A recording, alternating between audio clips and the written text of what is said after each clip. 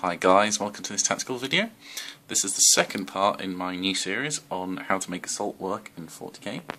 And this part we are going to be talking about the counter-attack as an option. And I'm not talking about the special rule counter-attack, although that of course is useful. I'm talking about the technique. So as you can see before you, we have a squad of Space Marine scouts with rifles, and we've also got a super captain beefed up to the nines. Basically, he's got like all the cool power sword, relic blade, and artificer armor and everything. So yeah, he's pretty good in close combat. Shooting scouts obviously aren't. So there you go. That's our setup. Now, first off, what is counterattack? Counterattack is basically a way of making sure your assault units, such as him, can get into assault, but at the same time, if it's particularly dangerous to get someone into assault for some reason, by other ways, then this is probably the safest way of doing it, and they always get to provide a role. So what does this favour? This favours things like, for instance, this guy, he's just a marine on foot at the end of the day. He has no special delivery methods or anything like that, so if he wanted to get at the enemy into close combat, then he'd basically just have to walk across the table, and as a single figure that wouldn't be too good. So he could of course join a unit, but you know, he's still just walking across the table, so fairly slow. Not always a bad thing, but you know. So for that reason he would have a difficult time getting into close combat. That helps him be a good counter-attack unit. On top of that, because he's a captain or a character or something, he may have special rules that buff the rest of the army. Like, for instance, he may give them leadership bonuses, he may give them special rules like fearless, or, you know, just anything like that. Then sometimes you don't particularly want the character to leave, like your gun line, for instance, or your troops or something. So he can always ride along with them. He can always join the unit even. But sometimes it's better to keep them separate, you know, maybe he's in a different unit. Pardon me. So, depending on the type of unit you have, it may be more suited to counterattack than others. And as a general rule, although not always, if you haven't spent many points on an assault force, or if you're really not going big on the assault, counter-assault is probably one of the best ways to run things, because then you don't have to commit too many points to it. So if you say just had one single unit of good assault troops, then counter-assault is a really good way of doing it. So how does counter-assault work? Well, I'm going to show you an example. So down here we have some Eldar Striking Scorpions again, which are bad news if they get into close combat with the scouts, of course. So of course these would be moving up the table throughout the game, or maybe they've infiltrated or whatever. They get into range. Okay, so despite your best efforts, the Scorpions are going to attack. Now there's two ways you can do this. Well, kind of three ways, but we'll say the main one. So you can see where they're going, you know their target, okay? You kind of have to guess sometimes, but most people can take an educated guess. Perhaps you've even managed to manipulate your opponent so he's picking the target that you would like him to charge. That can work, but in general speaking, you know where he's going. They're going to assault next turn. Now you could shoot them with the scouts, try and pin them, that kind of thing. Could be difficult. But you know, there's all sorts of things you could do. You could obviously move away and run, but Eldar fast. But say you've got nowhere to go, you have to keep them there. Okay. Basically, you know they're going to charge, so what do? On your turn, you move this guy over, and he can charge them. And he could deal with them, kill them, and win, or at the very least just hold them up for the entire game with his brilliant saves and combat and just chew through them. And there you go. That's it. So basically, counter-assault is just that. It's having a unit, an assault unit, that can move in and catch your opponent's elite troops or your opponent's assault troops that are threatening your battle lines, or not even battle lines, like any part of your army that you feel is vulnerable to assault. That's how counter-assault works. You go in and charge it. And it ties them up. Now the other way, of course, is that you wait perhaps you wouldn't be able to catch them first, at which point these would charge into the scouts, you know, and depending on your defences, rolls, and obviously how big the squads are and how killy these are, the scouts may survive. Okay, at which point the assault is ongoing, and at which point this guy can assault in again, like so, and then same thing happens again. You'd probably lose the scouts that way, but at least you've still dealt with this unit before it causes any more problems. Secondly, if the scouts die, these may consolidate, but again you can then, you know, charge this guy in, and at least you have a turn of shooting them. So sometimes an opponent wants to lock up your units like this and have them survive so he can go again on his turn. Sometimes he wants to kill them all, but generally speaking, if he kills them all, then he'll be in the open, so he's a bit more vulnerable for shooting. So a lot of people will play kind of the meta game where they take assault troops that will not kill your troops in one turn of assault. They will try and hold them there and so they kill them again on your turn in the second round of assault, and then they're free to move the next turn. So that's why counter assault is very useful at stopping that kind of thing happening.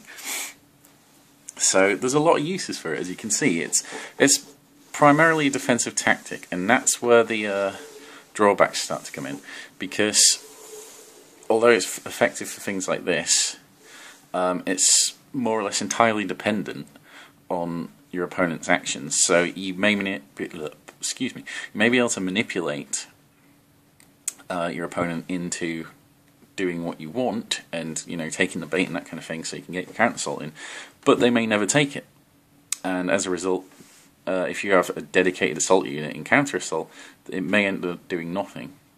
Now, this can be easily waylaid by basically playing the game, so playing to the objectives. If an assault unit's not doing anything else, it's still projecting a threat bubble, so you could use that. It can still hold an objective. It can still tie up other units if they came in, maybe that you didn't want necessarily to protect these against, but so there's quite a few options they can still do, but yeah, that's why I say sometimes it's better to have something that buffs the rest of your army at the back, although, again, it could be anywhere on the field, so, sorry about that. So yeah, it could be anything, really, but that's the weakness of it. So as I say, it kind of suits the single assault unit more than anything else. So that's the basic principle of counter assault. Now, another thing you could do is kind of cut out the middleman, and that is basically to put this guy in the unit that's going to get charged. Benefits of this is that he doesn't have to charge in. He's in there immediately and he can protect the squad. So you can take this kind of thing as protection, and you can also tank if he's particularly good. Of course, the drawbacks are that you won't get any charge bonuses. Maybe that matters, maybe it doesn't. It matters for some people more than others. Secondly, is you're kind of telegraphing how important this unit is, in that you've paid extra to protect it. Whereas if they're there, then they can react, but again, that's also a good point there, is that it makes him slightly less reactive, because say he's there and these guys ignore it and go off to another unit over there, then he'd basically have to leave that unit to deal with them, otherwise the counter assault does nothing. So again, it kind of flows things. However, on the flip side of that, telegraphing your moves is not always a bad thing, because you put him there, oh, this unit must be really important, I better deal with it instead of dealing with other things that are actually important but don't look it because you've put this guy in there. Maybe this scout squad doesn't really mean anything at all, you're just trying to trick your opponent. So yeah, there's a bit of psychology tricks going on there, so that's up to you basically on whether you employ that kind of tactic. It really does depend on how your opponent thinks, so you'll have to try and figure that out. If you know the person, then it's just some extra tricks you can do there. But yeah, counter assault basically works in that way. So let's just say these guys are moving upfield. These could be like moving towards the enemy, so you could be doing that. What you could do is run the assault unit behind, whether it's single character, a vehicle like a dreadnought or something, or even just a dedicated assault unit. They can run along behind basically, and do the same thing if they get attacked. So what you could actually do is employ the technique I used in the first video, which is screening, to screen this guy with that unit. So you're getting basically both techniques in one there. So you can do counter assault and push it into your opponent's face. Of course, it requires certain types of resiliency, and but there's nothing stopping you doing that. So, depending on the type of unit you have that you want to protect or use as bait or anything like that, because there's a lot of ways you can do this, then will depend on what kind of techniques you want to employ there. But already you can see how this kind of mixes up a little bit. Counter assault can work in a few ways, and it's just a way I want to kind of show you is just grab some of these models. Okay, bear with me. Okay, so you could have, say, like this. This actually happened in a game I had a while back, and it kind of showed the psychology of things. So let's just say we've got Scorpion there. Say it's a unit. These are all units. So you've got your Scorpion there. You've got your Scouts here. You've got a unit down here which should be dedicated assault unit. Okay, say whatever this is has infiltrated, deep struck. It's arrived there. It's basically trying to stay away from this unit, but he thinks it's far enough away because there's a whole unit in front that he could charge through and has to get out of the way first. One of the tricks I actually ended up doing was just basically moving this to the side, moving the screening unit right to the side, and suddenly it was open and it could go in. And it completely caught them off guard. It seems stupid because it's so simple, but there is a big psychology there because this guy's all the way over here, and there's like a whole unit here in between that is just basically considered he's not looking past the unit to this. So that's kind of like screening in a way. It's kind of like how it works again, but at the same time it's also counter assault because I was able to counter assault and I just knocked that guy over. So yeah. That is basically it with counter assault. Now, this can work in many ways. You could run up behind a Rhino if you wanted to. You can use basically anything that you think would work. And generally, the faster a counter assault unit moves, the more effective it can be at catching these things before they catch you. So, if you don't have resiliency in the units, for instance, Scouts are quite squishy, so they don't have that much resiliency.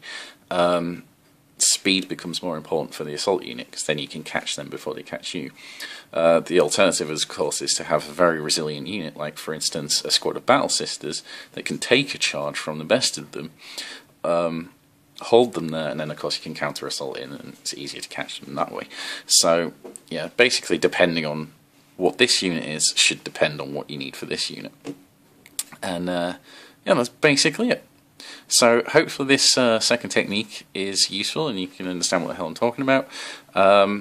If you liked it, remember to click like, and don't forget to comment and subscribe if you haven't for more videos, which will be coming soon. Next part of the series is coming up soon. So thanks for watching, see you next time.